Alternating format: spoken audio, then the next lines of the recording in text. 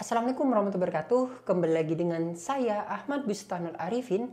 Pada kesempatan kali ini saya akan memberikan sebuah informasi cuplikan video saat Menpan RB dan BKN itu diberikan sebuah pertanyaan oleh anggota Komisi 2 DPR RI. Dan ini merupakan kabar gembira bagi Bapak Ibu semua.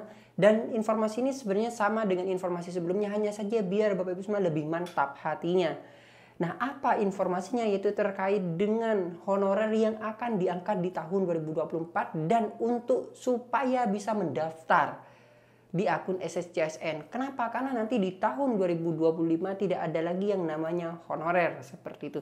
Nah, seperti apa sih informasinya? Kita lihat. Jangan di-skip videonya. Tapi sebelum kita ke informasi ini, coba absen terlebih dahulu nih dari kabupaten kota mana saja sih Bapak Ibu semua berasal di kolom komentar di bawah ini. Contoh saja, Surabaya hadir mas, Bandung hadir mas, Jakarta hadir mas, di kolom komentar di bawah ini. Sebelum kita ke informasi, alangkah baiknya Bapak Ibu bisa like, comment, share, dan subscribe channel saya. Kemudian Bapak Ibu juga bisa ikuti Telegram saya di STTD Aba Channel. Atau Bapak Ibu juga follow TikTok dan Instagram saya di @abaarifin_. Kali ini Abah Channel telah memiliki sebuah website yang Bapak Ibu bisa kunjungi nantinya di www.abahchannel.com. Serta seandainya jika Bapak Ibu berkontribusi pulsa pada Abah Channel ini, Bapak Ibu kirimkan pulsa, nomornya di kolom deskripsi. Langsung saja kita lihat dan kita simak informasinya berikut ini. Baik, makasih. Izin Pak Ketua, sebelum saya lanjutkan Pak Abah, saya minta silakan. Baik, makasih. Izin Pak Pimpinan dan Pak Ibu sekalian, Pak Menteri. Jadi yang pertama mungkin yang Bu Rosi tadi, bahwa seluruh warga negara kan memang memiliki hak untuk bisa melamar jadi ASN. Jadi kalau kita melarang malah kita melanggar undang-undang. Namun kami ada Permenpan 62 2020 yang memungkinkan tadi penugasan dosen PNS ke swasta. Jadi ada penugasan di luar instansi pemerintah dan di dalam instansi pemerintah. Yang penting dari Dikbudnya nanti ada penugasan ke perguruan tinggi yang bersangkutan. Jadi kami sudah siapkan Bu di Permen 62 tahun 2020. Koordinasinya sama siapa itu Pak? Nanti Ibu permintaannya ke Kemendikbud selaku instansi pembina. Kemenristek Dikti atau Kemendikbud? Kemendikbud. Nanti kan diktinya ada di Dikbud Bu, di sana.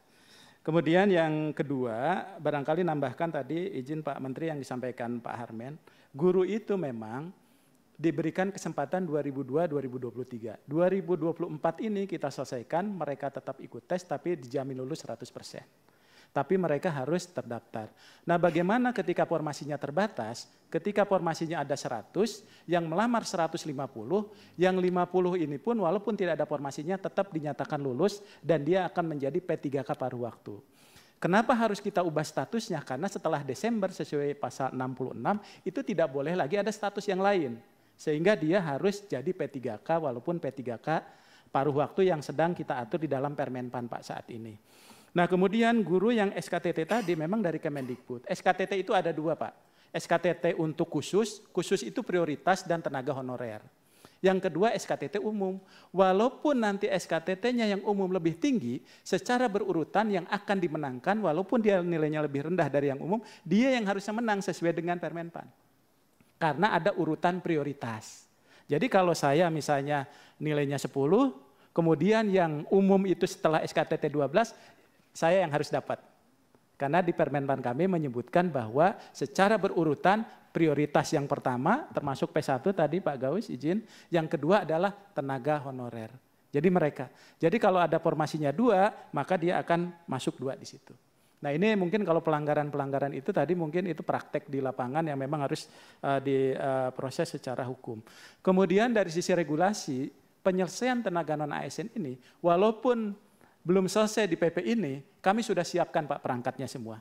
Termasuk 2022, 2023, 2023 itu 80%, 2024 setelah ada undang-undang itu 100%. Tapi kami mengharapkan memang seluruh Pemda itu yang punya kewenangan untuk mengusulkan, itu problemnya. Nah, oleh sebab itu ketika dia tidak mengusulkan, tapi kalau THK2 atau tenaga non-ASN-nya mendaftar, dia akan menjadi paruh waktu. Jadi kesempatannya itu menghabiskan proses ini. Nah yang kami khawatirkan itu justru ketika mereka tidak mendaftar di tahun 2024. Nah kalau dia tidak melamar di 2024, maka dia tidak terdaftar sebagai orang yang pernah mengikuti tes. Nah, dengan demikian barangkali besok mungkin Pak Ketua nanti kami sampaikan undangannya Pak untuk bisa hadir untuk menghimbau kepada mereka supaya tetap memasukkan formasi sesuai dengan database yang ada di BKN. Ya.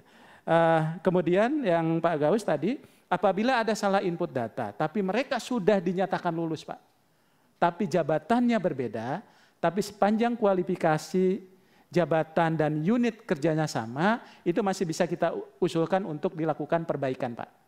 Bisa dilakukan perbaikan. Bersih pimpinan, saya klarifikasi dikit. Ya. Di Dinas Perhubungan ini yang 50 kota, dan bukan hanya 50 kota, hampir di seluruh Dinas Perhubungan. Karena formasinya tidak tersedia, tadi kan penertiban, kemudian pengaturan jalan. Padahal mereka itu bekerja sudah puluhan tahun, 15 tahun dan lain sebagainya. Tapi nomenklatur jabatannya nggak ada. Karena nggak ada. Jadi yang ingin saya sampaikan adalah terhadap honorer yang berstatus demikian itu, bagaimana jalan keluar supaya dia jadi ASN. Itu aja Pak. Baik Pak. Jadi yang pertama basis dari formasi itu 3 Pak. 1 kualifikasi pendidikan, makanya kenapa kita cantumkan yang SD Pak. Kalau tidak dicantumkan kebijakan Pak Menteri SD, ini banyak yang tidak bisa terangkat. Makanya kita masukkan tadi yang SD. Yang kedua basisnya adalah jabatan. Yang ketiga adalah unit kerja. Jadi di Kepmenpan 11 2023 nanti harus disisir Pak. Siapkan ada jabatan yang sifatnya generik. Yang semua orang bisa masuk.